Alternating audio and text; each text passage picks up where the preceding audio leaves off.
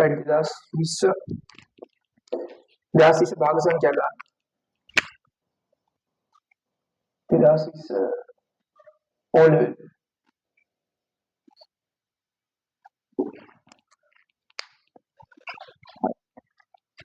ගාණ කියනවා පළවෙනි ගාණ. ඒ කියන්නේ ෆස්ට් පේපර් එකේ B පාර්ට් එකේ ගාණ. ඒක කියනවා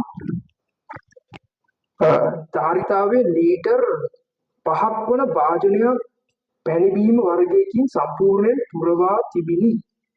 එයින් 10න් 3ක ප්‍රමාණයක් සංග්‍රහ කිරීම සඳහා යොදා ගන්නා ලදී. හරිද? මේ භාජනය ඇන්දොත් මෙන්න මේ තියෙනවා භාජනයක්. හරිද? මේ භාජනයේ පැණි බීම ලීටර් 5ක් තියෙනවා. ලීටර 5යි. හරිද? පැණි බීම කොහොමද? පැණි බීම ලීටර් 5ක් තියෙනවා. මේ පැණි බීම ලීටර් 5යි. පළවෙනි එකකින් කියනවා සංග්‍රහ කරන්න 10න් 3ක ප්‍රමාණයක් යොදවනවා නම් සංග්‍රහ කිරීම සඳහා කොටසක් යොදා ගැනීමෙන් පසු ඉතිරි වූ බීම ප්‍රමාණය වාජනීය ධාරිතාවෙන් කවර භාගයක්ද කියලා. මුළු ගාන ඔයාට එකයි කියලා ගන්න පුළුවන්. එහෙම නැත්නම් 10න් 10යි කියලා ගන්න පුළුවන්. මුළු ගාන 10න් 10යි කියලා ගන්න පුළුවන්. ඒකෙන් 10න් 3ක් සංග්‍රහ කරන්න යොදා ගන්නවා නම් කොච්චර ඉතුරුද කියලා තමයි අහන්නේ. 10න් 7යි. right මේ රෝම ඉලක්කම් 1.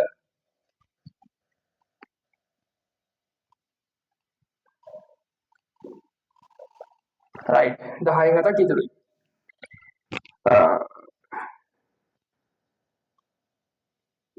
ඉතුරු පැණි ප්‍රමාණය තමයි තියෙන්නේ. right රෝම ඉලක්කම් 2.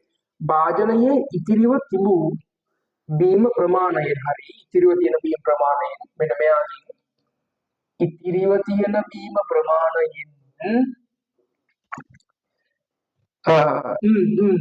බීම ප්‍රමාණය එතකොට 10න් 7ක් තියෙනවා.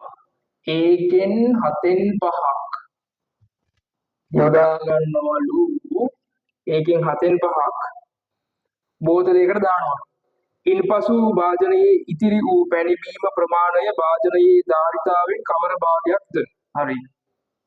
කොච්චර බෝතලයකට දානවද? 7න් 5ක් නේ. එතකොට ඒ කියන්නේ 10න් 5ක් බෝතලයට දානවා. 10න් 5ක් බෝතලයකට දානවා. හරිද? ඊට පස්සේ අහනවා පැණි බීම කොච්චරක් ඉතුරු වෙයිද කියලා. ඉතිරි පැණි බීම ප්‍රමාණය කොහොමද වෙන්නේ? කලින් මේ 10න් 3ක් සංග්‍රහ කරාට පස්සේ මෙච්චර ඉතුරු වෙන්නේ. හරි. ඒ ඉතුරු ප්‍රමාණයනුත් 10න් 5ක් බෝතලයකට දානවා. එතකොට කොච්චර ඉතුරු වෙයිද කියලා බලන්න ඔයාලට කරන්න තියෙන්නේ 10න් 7න් අඩු කරලා දැම්මා නම් හරි නේද? මේ ඉතුරු ටිකෙන් බෝතලයකට දාන ප්‍රමාණය අඩු කරලා දැම්මා නම් අර 10න් 7ක් ඉතුරු වෙන උඩ ඒකෙන් බෝතලයට දාන ප්‍රමාණය අඩු කරා කොච්චර ඉතුරු වෙයිද කියලා එනවා. එතකොට 10න් 3යි ඉතුරු. sorry 10න් 2යි ඉතුරුනේ. right. ඕක තමයි ඊකේ උත්තරේ. ඊට පස්සේ කියනවා රෝම ඉලක්කම් 3 රෝම ඉලක්කම් 3 කියනවා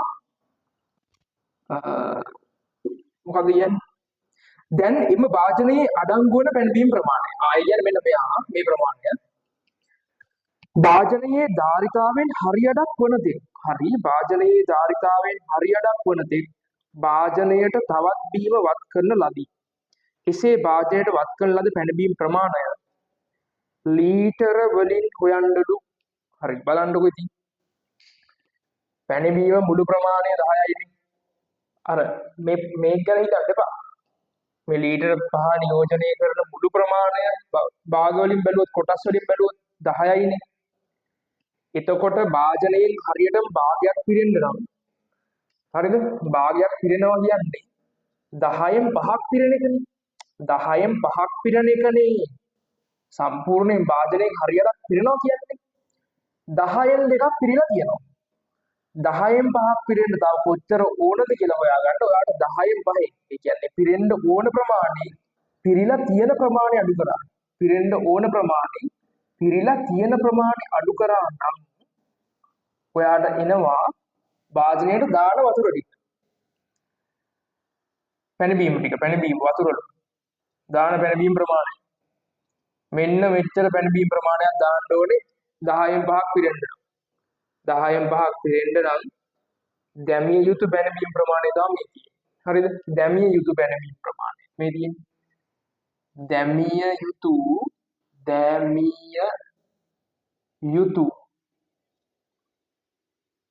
පැනබීම ප්‍රමාණය. වගන්තියක් දෙන්න යන්න පුළුවන්. හරිද? මම දැන් මෙහෙම ලියන්නම්. පැනබීම ප්‍රමාණය වගන්ති ලියන්න බැරුණා. දැමිය යුතු පැනබීම ප්‍රමාණය මෙහෙම හොයාගන්න පුළුවන්. හරිද? ඉතින් ඔන්න ඔය පැනබීම ප්‍රමාණයට දාන්නේ. හරිද? එතකොට 10න් 3ක් කියන්නේ කොච්චරද? දාන ප්‍රමාණය ලීටර වලින් හොයන්න ඕනේ. ඉතින් මේ 10 කියන්නේ ලීටර 5නේ. මුළු ප්‍රමාණයට 10 කියන්නේ මුළු ප්‍රමාණය 10යි. 10 කියන්නේ කීයද? ලීටර 5යි. එහෙනම් 3 කියන්නේ කීයද? ඒක හෙව්වනම් ඉවරයි. හරිද?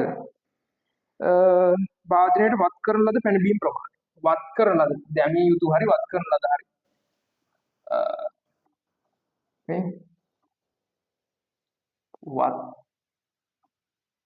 කරන ලද මම එහෙම ලිව්වා ඉතින් වත් කරන ලද පැනබීම ප්‍රමාණය. හරිද?